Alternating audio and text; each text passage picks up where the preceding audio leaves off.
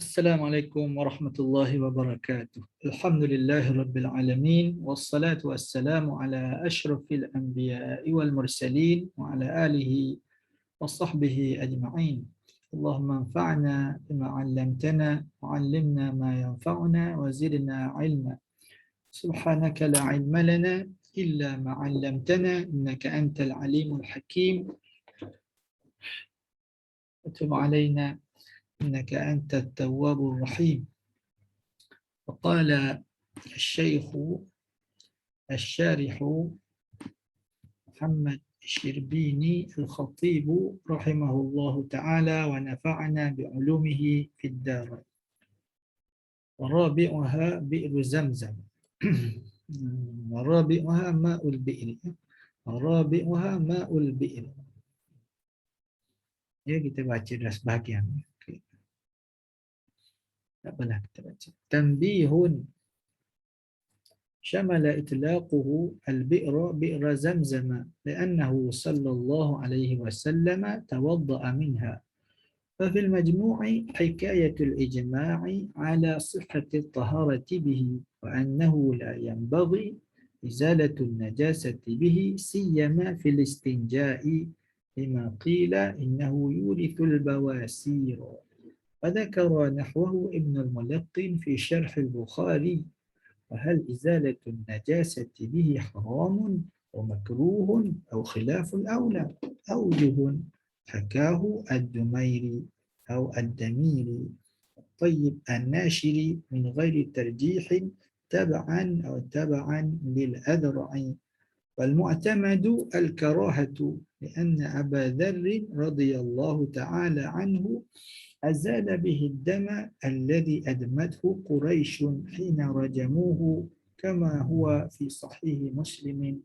وغسلت أسماء بنت أبي بكر ولدها عبد الله ابن الزبير رضي الله تعالى عنهم أجمعين حين قتل وتقطعت أوصاله بماء زمزم بمحضر من الصحابة وغيرهم ولم ينكر ذلك عليها أحد منهم. Ya, kalau kita sempat kita habiskan.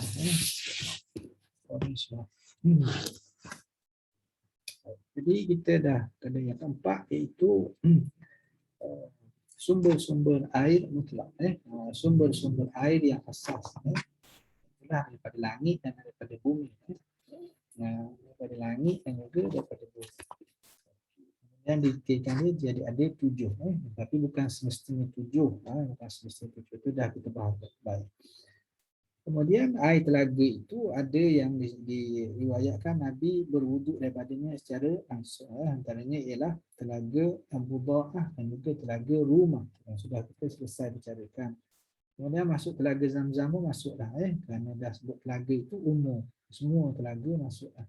Walaupun telaga Zamzam, kerana telaga Zamzam, air Zamzam ada banyak kelebihannya. Dan ceritanya pun panjang mengenai telaga Zamzam. Jadi kelebihannya banyak. Jadi untuk utamanya adalah untuk minum, untuk minum. Jadi masalahnya ialah pada menghilangkan najis. Dekat air yang seafdal itu kita nak gunakan dia untuk menghilangkan najis. Ada pun mengambil wuduk, maka Nabi ambil wuduk, selesailah masalah itu. Okey.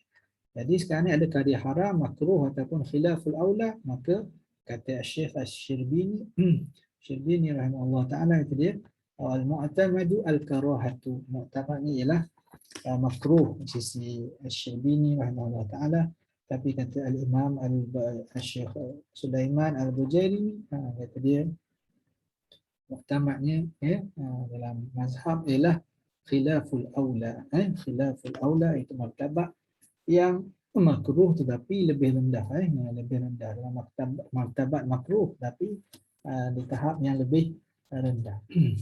Jadi perbahasannya ialah kalau sebaiknya kita tak gunakanlah air Zamzam, tapi kalau guna tak apa, itu maknanya. Sepatutnya benda yang boleh minum, benda yang boleh minum, boleh dibuat berubat dan seumpamanya. Jadi yang afdalnya ialah kita gunakan untuk yang lebih baik. Adapun air yang lain itu boleh digunakan untuk membasuh najis, ya, untuk buat banyak lagi. Air lain banyak lagi. Air zam-zam ni sedikit saja. Oleh kerana itu ambillah kelebihan yang ada, ambil kelebihan yang ada. Yalah, kecuali kalau ada kecemasan seperti yang kita sebutkan dahulu, kita dah tak ada air dah, bawa air zam-zam saja, pergi berjalan sama sekali, sampai masih tak ada air.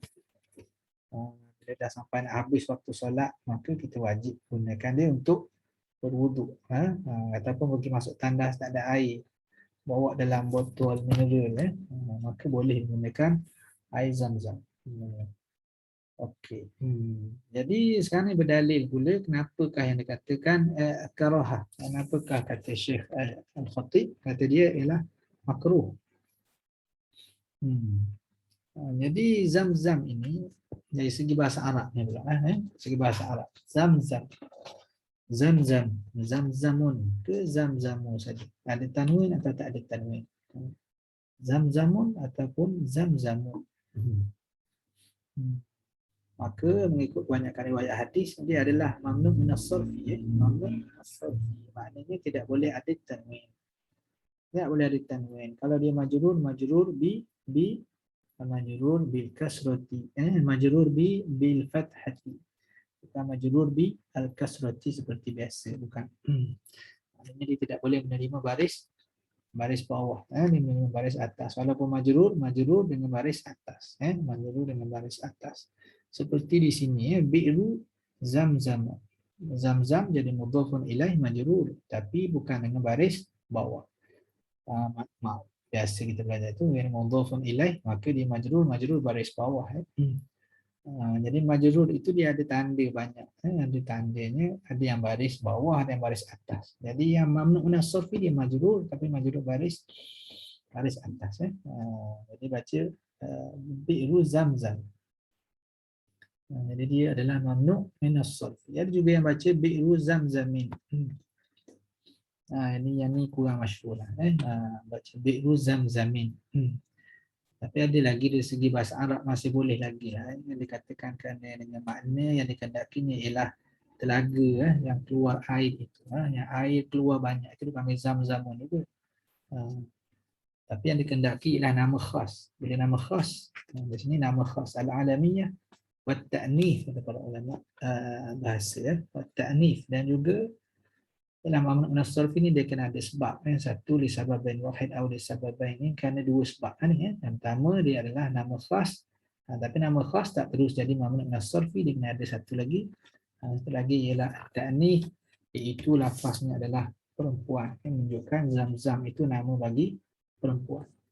Kita orang Melayu ni kita bagi nama zam-zam tak kira lah lelaki ke perempuan. Ramai juga yang nama lelaki-lelaki asal tak nampak tak marbutah saja.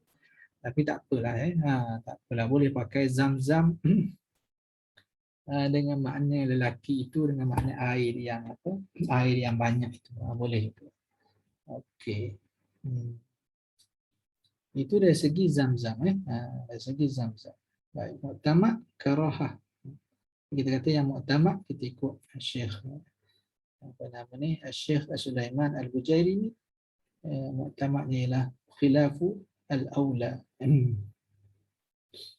Itu kebanyakan yang dibincang oleh ulama mutaakhirin. Okay.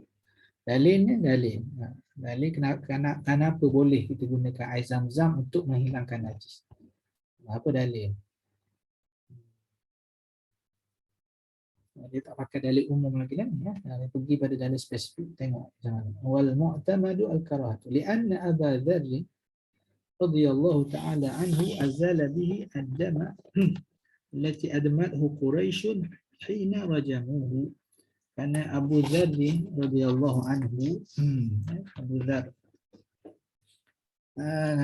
Dzar radhiyallahu anhu azala bihi ad-dama alladhi admathu Quraisy hina rajamuhu. Kita tengok Quraisy ni, digunakan lafaz itu dengan fa'il untuk muannas, admathu, tak kata admahu. Jadi adma, adma maknanya menyebabkan berdarah. Mana melukakan. Damun, sama ada damun. Damun tu maknanya darah. Adma maknanya menyebabkan berdarah.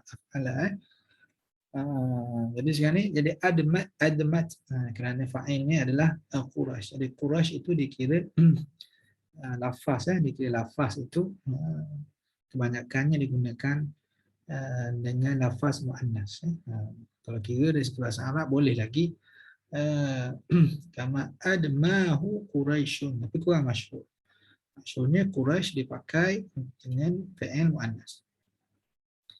Okey. Kerana Abu Dzar radhiyallahu taala anhu menghilangkan darah yang admathu Quraisyun, yang mencederakan sehingga berdarah akan Abu Dzar itu oleh orang Quraisy hina rajamuhu, ketika mereka merejamnya. Merejam apa? Merejam Abu Dzar, merejam Abu Dzar. Ini ada kisah. Abu Dzar ni antara orang yang awal masuk Islam. Generasi awal, as-sabiqun al-awwalun, kata dia yang ke-8 setengah kata. Tapi kalau ikutnya bilang-bilang macam kemudian juga sikitnya, sebab ramai lagi yang masuk Islam di tangan Sayyidina Abu Bakar As-Siddiq radhiyallahu ta'ala anhu. Apapun dia di kalangan as-sabiquna al-awwalun. Adalah kisah macam mana dia nak puji Nabi SAW, dia seorang Nabi ataupun dia orang hanya mencari pengaruh saja. Maka bila dah dia berpuas hati Rasulullah adalah merupakan Rasul yang masuk Islam. Bila dia dah masuk Islam, maka dia pun bertanya kepada Rasulullah SAW, bukankah kita ini di atas kebenaran? Bukankah kita ini orang yang benar? Kenapakah kita menyembunyikan kebenaran ini? Kenapa kita tidak zahirkan ke hadapan orang jahiliah? Kita bertempurlah apa yang patut bertempur. Kerana kita orang yang benar. Orang yang benar akan ditolong oleh Allah Subhanahu Wa Taala. Kenapa kita peringkat dakwah semasa ini sebagaimana yang kita tahu ialah adalah dakwah sirriyah, peringkat 3 tahun yang awal itu adalah peringkat dakwah secara rahsia. Maka Abu Dzar selepas daripada itu dia pergi di Kaabah. Tak bagi tahu Nabi kan. Tak bagi tahu Nabi apa yang dia nak buat, dia tak bagi tahu. Tapi kerana sayangkan Islam tadi, maka dia pergi buat sendiri. Ini bahaya suka. Tapi itu kerana sayang pada Nabi, sayang kepada Islam. Maka dia pun pergi di Kaabah, dia pun mengucap 2 kalimah syahadat. Asyhadu an la ilaha illallah, asyhadu anna Muhammadar Rasulullah. Maka kafir Quraisy pun dia kata ni sudah murtad. Mana murtad daripada agama dia lah, daripada agama apa? Agama menyembah patung tadi. Ni ada seorang berani dia menyebut murtad di depan orang ramai, di depan Kaabah. Maka mereka memukul Abu Dzar. Pukul dia sampai berdarah Abu Dzar, sampai pengsan. Kemudian dah pengsan, kemudian dah sedar lagi. Bila sedar, kemudian dia asyhadu an la ilaha illallah, asyhadu anna Muhammadar Rasulullah. Aku mengaku tiada Tuhan selain daripada Allah Ta'ala yang esa, dan Nabi Muhammad itu adalah merupakan pesuruh Allah. Kemudian dipukul lagi sampai pengsan. Pukul sampai pengsan ni memang teruk. Kemudian kali ketiga pukul lagi sampai pengsan. Kemudian selepas itu Abu Bakar datang dalam keadaan yang riuh itu. Abu Bakar menyatakan, kenapa kamu pukul dia? Dia daripada Bani Ghifar. Nanti kita pergi berniaga, kita akan lalu kawasan kampung dia. Kalau kita buat masalah dengan dia, orang kampung dia nanti akan sabotaj kita punya kafilah pula. Maka orang Quraisy berhenti. Itulah yang dikatakan demonstrasi yang pertama di dalam Islam. Dibuat oleh seorang saja. Iaitu Abu Dzar Al-Ghifari rahimahullah ta'ala radhiyallahu ta'ala anhu. Jadi di sinilah kisahnya nak pergi cerita Zamzam tadi, cerita Zamzam iaitu bila dah pukul berdarah, bila ada darah tadi diambil air daripada telaga Zamzam itu, dibasuh darahnya. Jadi darah itu sepakatlah dia adalah najis, maka menghilangkan darah. Jadi ini yang dikatakan itulah dalil menunjukkan bahawa dia bukan haram kita menghilangkan najis dengan dengan apa? Dengan air zam-zam. Bukan haram. Dan bukan juga dalil makruh kalau kira kalau ikut perbahasan dalil ini dibahas oleh para ulama yang mensyarahkan lagi dalam hasyiah Al-Bujairimi ni cerita tentang dia kata karahah tapi dalilnya begini wajhul istidlal jalan berdalil itu tidak menunjukkan dia makruh tapi menunjukkan apa? Menunjukkan harus menunjukkan harus bahawa boleh guna air zam-zam itu untuk menghilangkan darah. Boleh. Perbuatan Abu Zar. Kenapa dikira perbuatan Abu Zar? Kerana berlaku pada zaman Rasulullah SAW masih ada. Dan peristiwa itu dimaklum kepada Rasulullah SAW dan Quran sedang turun. Wahyu sedang turun. Nabi masih ada. Kalau perbuatan itu haram, maka akan diberitahu oleh Allah Subhanahu Wa Taala, maka Nabi akan melarangnya, akan melarang Abu Zar, akan larang yang lain, tak boleh kita membasuh darah dengan air zam-zam. Tapi Nabi membiarkan, itu dipanggil takrir. Itu berlaku takrir, takrir Nabi SAW ke atas peristiwa itu menunjukkan harus. Jadi apa dalil makruh ni?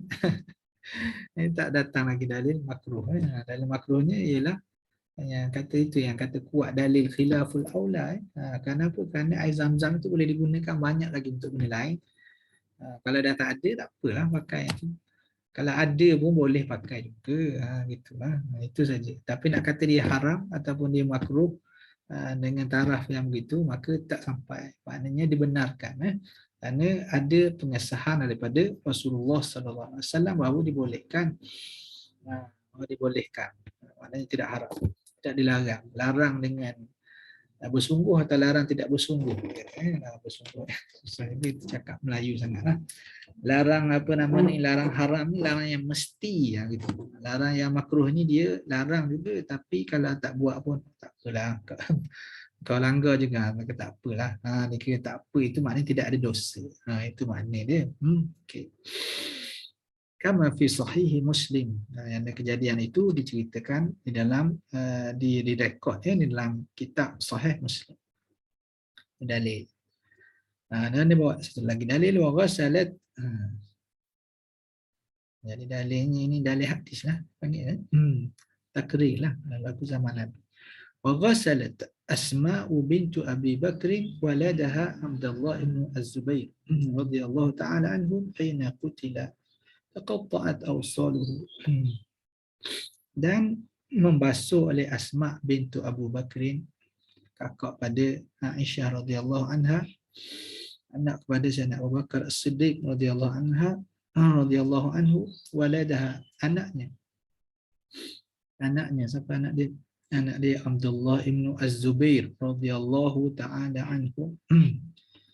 Semualah hum tu balik pada semua sahabat-sahabat yang dibilang tadi. Siapa?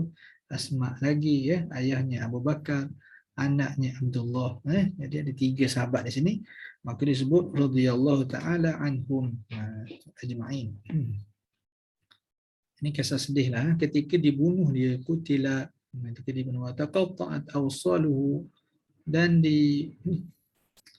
orang panggil, dan bercerai oleh anggota tubuh badan. Katakan kepalanya dipancung. Sedihlah kisah ini, kisah yang sedih. Pancung.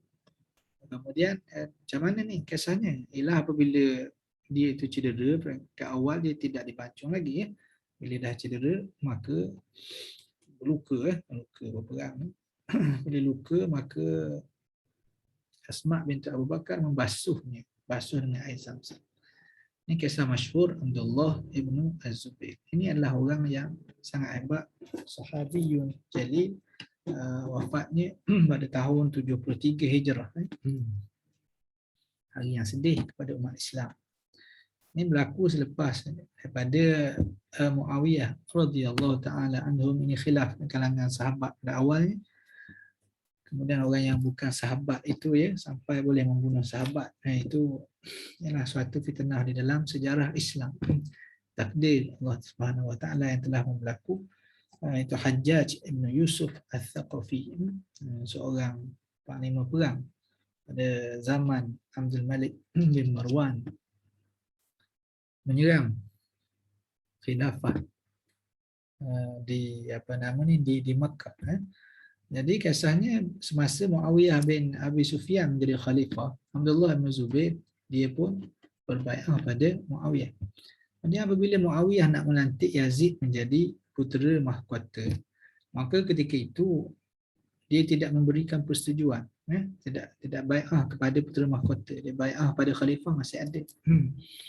Bila dah Muawiyah wafat, maka dia tidak berbaiat kepada Yazid. Bahkan dengan ada sokongan yang padanya, orang lain pun berbaiat kepada dia, maka dia menjadi khalifah. Itulah kali yang pertama di dalam Islam ada dua orang. Kali pertama itu semasa Hasan, semasa Sayyidina Ali dengan Sayyidina Muawiyah, itu peristiwa tahqiq. Itu yang pertama. Kali pertama ada dua orang khalifah. Ini sekali lagi. Kemudian bila Hasan dia tahun 40 Hijrah, dia serahkan jawatan itu kepada Muawiyah. Itu dipanggil Amul Jamaah, tahun perpaduan. Maka tidak ada dua khalifah. Hasan kata, engkau jadilah khalifah, teruskanlah. Aku tidak lagi jadi khalifah, maka orang Islam pun bersatu pada tahun 40 Hijrah. Tapi peristiwa itu kemudian berlanjutan lagi apabila Sayyidina Muawiyah melantik anaknya sebagai putera mahkota. Tidak membuat mengikut prinsip syura. Dengan itu pada pandangan Abdullah bin Az-Zubair, maka itu adalah menyalahi syariat. Maka pelantikan Yazid adalah tidak sah. Orang lain pun memberi baiat pada dia. Dari segi kelayakan memanglah Abdullah bin Zubair adalah lebih layak daripada Yazid ibnu Muawiyah radhiyallahu anhum jami'an. Ini kisah sahabat-sahabat tapi kita nak faham cerita saja. Kita tak boleh menghina apa semua sekali, tak boleh lah. Ini kalangan sahabat-sahabat Nabi SAW. Teruklah perbahasan. Kalau kita tengok cerita tu teruklah.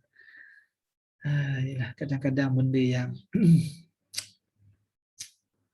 yang tidak terduga pada akal, itulah yang berlaku dalam takdir Allah Ta'ala ni. Yang berlaku yang lepas itu, kita pun dapatlah gambaran betapa kita tidak berdaya ni. Walaupun kita ada segi ilmunya begini, segi orang hebatnya begini, tapi jadinya begini, akhirnya dia mengikut rancangan Allah Subhanahu Wa Ta'ala juga.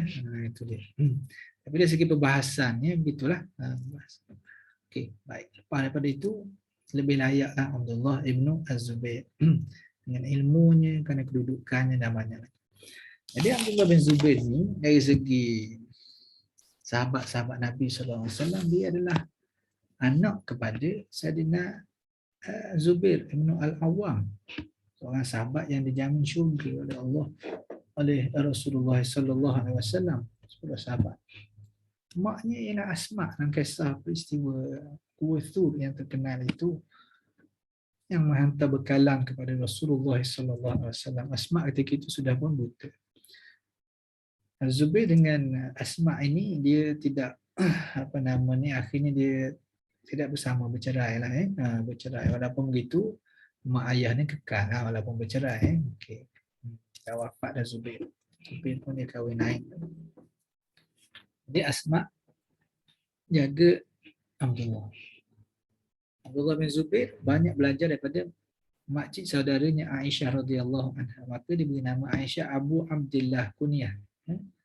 Sedangkan Aisyah tidak ada anak, tapi dipanggil Ummu Abdillah. Ummu Abdillah, mak pada Abdullah, iaitu anak saudaranya Abdullah ibnu Az-Zubair. Jadi dia lahir pada tahun kedua Hijrah. Jadi mula-mula orang Mekah datang berpindah, berhijrah ke Madinah, tak ada orang muhajirin yang melahirkan anak, tidak ada. Lalu orang Yahudi pun yang dah sakit hati pada orang Islam ni, dia kata, itulah dia kata, boleh bala. Datang ke Madinah tak ada seorang pun, semua jadi mandul semua sekali. Maka bila dilahirkan Abdullah bin Zubair, maka menjadi suatu kegembiraan yang sangat besar kepada orang-orang Islam dengan lahirnya Abdullah bin Zubair pada tahun 2 Hijrah, bulan Syaban, silap saya. Jadi dia adalah peristiwa penting di dalam sejarah Islam. berita kegembiraan. Tetapi di akhirnya dengan berita kesedihan. Kelahirannya itu satu kegembiraan. Kewafatannya adalah merupakan suatu kesedihan lah kepada umat. Diceritakan oleh Ibnu Katsir dengan panjang lebar macam mana cara Abdul Malik bin Marwan menentang dia, susunan dia, asal-asal dia lebih kuat daripada Abdul Malik bin Marwan. Inilah taktik ini dan strategi ini suatu benda yang itu benda yang bukan mudah lah, bukan pengaruh saja. Berdasar kepada taktik dan strategi. Walaupun pengaruh Abdullah bin Zubair lebih kuat. Dari segi taktikalnya dia duduk di Makkah, jadi dikelilingi oleh bukit memudahkan dia untuk diserang. Jadi tidak duduk di Madinah. Kalau duduk di Madinah maka peluang untuk mempertahankan kawasan itu adalah lebih tinggi. Itu dari segi strategi lah. Kemudian dijatuhkan di sebelah Iraq. Iraq asalnya menyokong kerajaan Abdullah bin Zubair. Ini 9 tahun kerajaan. Yang baik. Perlawanan itu akhirnya Hajjaj menyerang dia dengan menjanik. Menjanik itu macam plastik yang besar.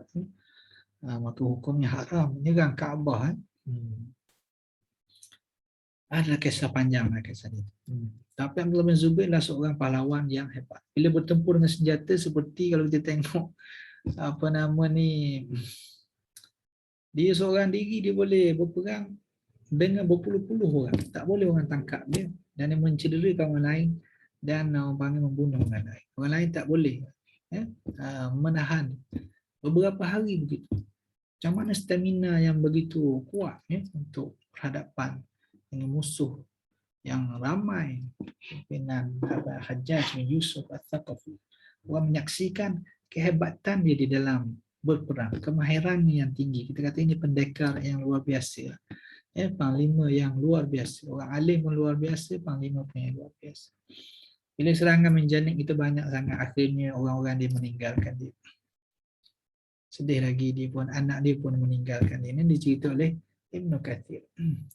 Sehinggalah hari-hari terakhir dia seorang yang bangun malam, jasa bangun malam mengaji Al-Quran, kemudian pergi berperang. Kemudian di Kaabah, Kaabah itu dia buat 2 pintu ni, kisah masyhur lah Abdullah bin Zubair. Kalau kita pergi ke muzium muzium Mekah itu masih ada lagi tiang tiang Kaabah sebelah dalam itu disimpan. Itu ada kisah juga tentang Kaabah yang ada pintu 2 ini. Tentang kehebatan. Akhirnya dia meninggal. Akhirnya dia dibunuh. Lepas dibunuh kemudian mayatnya itu dipotong kepalanya, dibawa kepada khalifah. Kemudian digantung terbalik. Abdullah bin Umar ketika itu masih ada dan dia sangat sedih. Susah nak buat keputusan. Ini keputusan yang susah. Keputusan yang susah. Yang khalifah nama Abdul Malik bin Marwan sama orang Islam. Khalifah Abdullah bin Zubair bin Umar menyokong bin Zubair. Abdullah bin Abbas sebelum hari itu radhiyallahu anhu telah pun wafat dahulu. Dia pun menyokong Abdullah bin Zubair. Maka dia bawa kepala yang gantung. Dan bila digantung lama jasad itu, maka kata Abdullah bin Umar kepada Hajjaj, kata dia, ini orang yang bangun sembahyang malam sangat kuat. Bangun sembahyang malam, banyak membaca Quran. Sampailah masa untuk dia balik pada tuannya. Orang pun bagi tahu Hajjaj. Ke Hajjaj akhirnya setelah beberapa lama menurunkan jasad dia. Itulah sedih kisah itu sangat sedih. Inilah kisah bagaimana dia itu basuh Asma yang tua itu. Sedih lagi kalau mak tengok anak dia meninggal dahulu. Ibu bapa ni berharap supaya dia disempurnakan oleh anak-anak dia lah pada hukum adat dia. Tapi kalau tiba-tiba dia yang paksa menguruskan jenazah anaknya, itu memanglah kepalang ujian, itu ujian yang berat. Ujian yang berat. Asma memberitahu perkataan yang masyhur dia, engkau atas kebenaran, jangan engkau takut. Dia kata aku takut, kata anak dia, "Wahai ibu, nanti aku mati orang kerak, orang lapar tubuh aku ini. Teruk mereka buat pada mayat." Kata mak dia, kalau engkau berjuang kerana Allah Ta'ala, engkau berjuang di atas kebenaran, maka kalau engkau mati, kemudian mereka kerak, tak ada apa-apa, rasa lagi. Cuba engkau tengok kambing apabila sudah disembelih, ya, kemudian orang pun membuang kulit ni, dikuliti dia itu dibuang, tidak lagi terasa sakit. Kau jangan bimbanglah selepas mati. Yang penting biarlah engkau mati di atas kebenaran. Dia pun berjuang sama dengan sedikit saja kalangan pengikut-pengikut dia, sehinggalah dia itu wafat. Banyak kisah dia tu. Baca kisah dia, menarik sekali. Ada peti datang sekolah Hajjaj, mati. Hajjaj kata, ni bukan mesti makna Abdullah bin Zubair betul ni. Tengok besok peti datang, orang Abdullah bin Zubair boleh mati kena peti. Dia kata ni kita lawan sahabat Nabi. Maka Hajjaj jawab. Ni Hajjaj jawab. Jadi hujah agama digunakan. Itulah dalam bahagian pemerintahan. Itu peristiwa yang telah jadi, kita ambil pengajaran. Maka ulama-ulama ahli sunnah, maka antaranya selepas pada peristiwa itu menyimpulkan walaupun khalifah itu adalah khalifah yang fasik, maka tidak boleh keluar menentangnya. Kalau kita tidak ada kekuatan yang lebih daripada dia. Kalau kekuatan yang sama ataupun kekuatan yang kurang daripada dia, maka dari segi masalahnya tak boleh. Kena bersabar. Kenapa? Kerana mudarat dia lebih besar. Seperti berlaku pada Abdullah bin Zubair, menyebabkan ramai orang Islam yang mati. Menyebabkan banyak ketidakadilan yang berlaku dengan sebab yang demikian itu. Oleh kerana itulah ada ahli sunnah menyatakan bahawa kita tidak boleh keluar menentang pemimpin yang fasik. Mana keluar menentang bersenjata. Tapi bukan maknanya tidak boleh menasihat. Boleh menasihat. Nasihat boleh. Menegur. Tegur ni, menasihat ni bukan mesti dengan apa, dengan ayat yang lembut saja. Kadang-kadang boleh juga dengan ayat yang keras, boleh juga. Dia mengikut keadaan, kesesuaian, dicampur. Orang yang pandai itu dia boleh gaulkan dengan baik. Macam kuih-kuih juga. Kuih ni campurannya adalah tepung, air dengan garam saja. Tapi yang jadi sedap tak sedap itu itu cara kita mengulinya, cara kita memproses dia tadi. Jadi demikianlah antara keras dengan tak keras tadi, ada gabungannya lah. Ada gabungan, maka boleh. Tapi ialah dari segi sejarahnya, apabila kita berkata benar ini, ada sebahagian yang ada pangkat itu dia mendengar dengan baik. Ada sebahagian merasakan kita lah sebagai suatu gangguan, sebagai suatu tekanan bagi dia, sebagai suatu perkara yang akan melemahkan dia. Orang itu dipenjarakan, kadang-kadang diburukkan. Itu dalam sejarah itu berlaku. Itu berlaku dalam sejarah. Walaupun semua orang mengaji Al-Quran dan mengaji Al-Hadis, tapi perbahasan itu panjang. Okay, baik. Jadi yang malangnya, kata Syekh Yusuf Al-Qardawi, kata Syekh Muhammad Al-Ghazali rahimahullah ta'ala, yang malangnya kita orang Islam, kita ambil keputusan itu pada hari ini. Kata kita wajib taat kepada pemimpin yang fasik. Maka semua orang Islam, pemimpin dia adalah fasik. Sedangkan keadaan darurah, sepatutnya kita orang Islam cuba mencari pemimpin yang adil. Keluarkan pemimpin yang adil, kita ikut dia. Lebih afdal daripada kita ikut orang fasik. Tapi kita ikut juga orang fasik jadi pemimpin. Kenapa? Kerana mudarat dia. Perbahasannya ialah kerana mudarat. Kerana mudarat. Kalau sekarang dalam sistem demokrasi yang kita boleh bahaskan dia dengan syura sekali ni, maka kita ada peluang untuk memilih yang fasik atau tidak fasik. Maka kenapa kita pilih yang fasik? Itu keadaan darurah. Keadaan sekarang ni ialah kita boleh memilih, maka pilihlah yang adil. Bila dah jadi pemimpin tu pula, kena jadi adil lah. Jadi adil kan kira untuk Ya, susah juga susah nak bahagian ini agak susah ni kisah Abdullah Ibnu Az-Zubair. Banyak pengajaran yang didapati daripada kisah ini. Seorang yang hebat, yang luar biasa sekali umurnya jadi 72 tahun lah bila dia wafat pada tahun 73. Dia lahir pada tahun 2 Hijrah.